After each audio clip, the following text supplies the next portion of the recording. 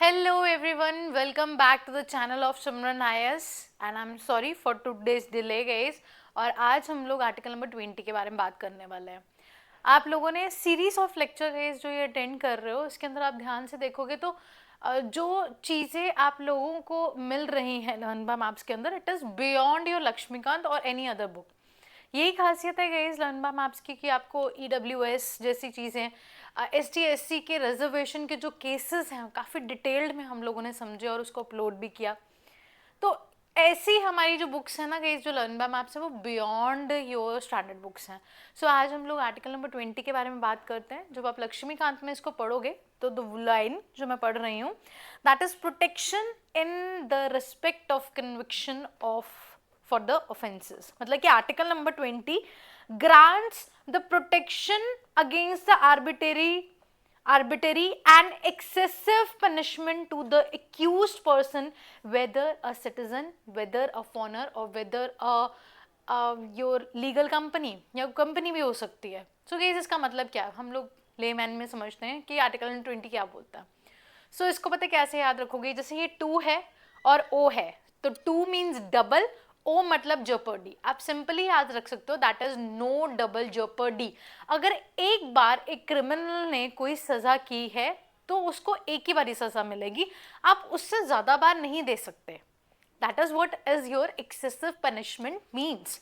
ठीक है, तो चलते हैं गाइस। That is number 1। यहाँ पे क्या लिखा हुआ है, that is protection in the respect of the conviction of the for the offences. इसके अंदर 3 एक्चुअली पॉइंट्स होते हैं।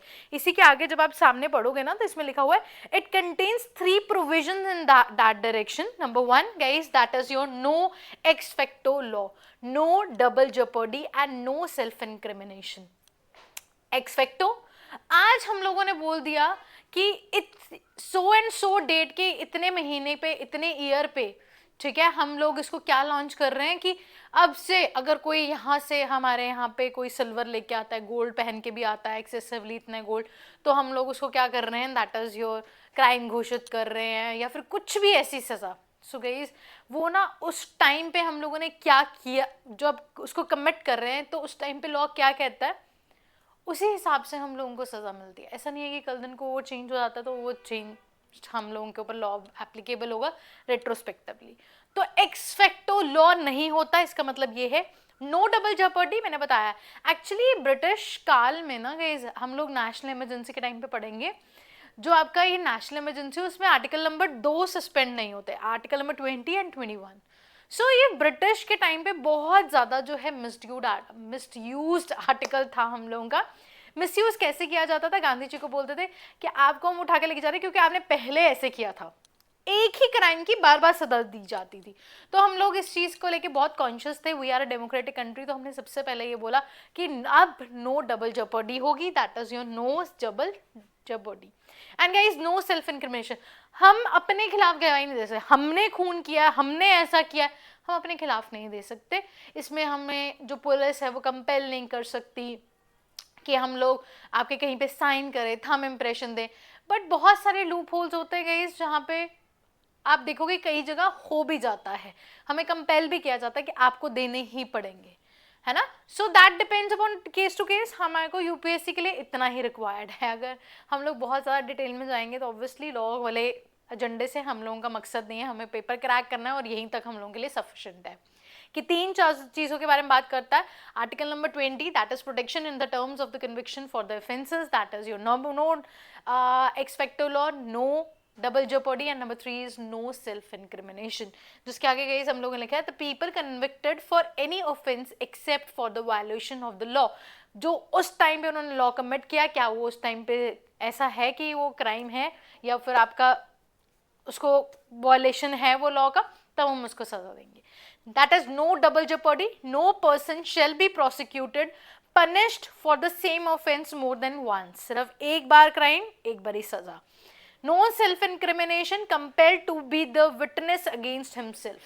सो गाइस इसी के आगे ना आप लोग जब लर्न बाय मैप के आगे जाओगे तो आप देखोगे वहाँ पे एक और चीज़ लिखी हुई है कि कई जगह हम लोग आपका रेट्रोस्पेक्टिवली भी चीज़ें कर सकते हैं, जहाँ पे सिविल लाइबिलिटी या कोई टैक्स आएगा। अब सपोज कीजिए कि क्या होता है, बड़ा ब्यूटीफुल सा एग्जाम्पल है। रेट्रोस्पेक्टिवली अभी हमने बात की थी नहीं लग सकता, बट कहाँ पे मैंने दो चीजें बताई गई, हमेशा याद रखना, दैट इज सिविल लॉ और लॉ हमारे टैक्स लॉज, उसको हम रेट्रोस्पेक्टिवली लगा सकते हैं।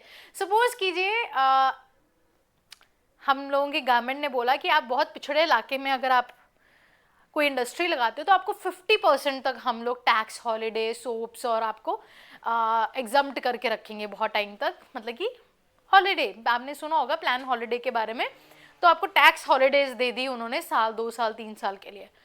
तो धीरू भाई जी ने सोचा, कहते हैं let's go Ambani's family, so they go went to Chhattisgarh और वहाँ के बहुत रिमोट इलाकों में उन्होंने जो है एक फैक्ट्री लॉन्च की।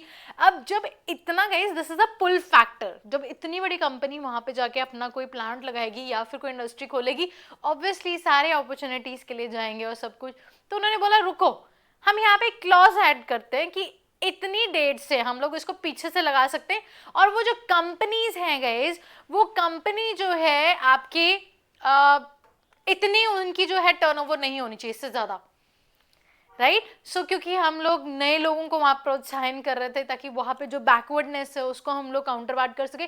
बट यहाँ पे इतने बड़े बड़े गाइस जो कंपनीज होती है ना, इन्होंने अपने ही टैक्स को बचाने के लिए बहुत बड़े बड़े ऑफिशियल्स रखे होते हैं, तो वो ऐसे प्लान्स बनाते हैं। तो हम लोग गए इसीलिए सिविल लिबर्टी और जो हमारे टैक्स लाइबिलिटीज हैं या टैक्स लॉज है, उनको हम रेट्रोस्पेक्टिवली, मतलब कि पिछले साल से आपको अब इतना देना पड़ेगा, वो कर सकते हैं। So guys, this is your article number 20. I will see you in article number 21 guys. Thank you so much. God bless you all.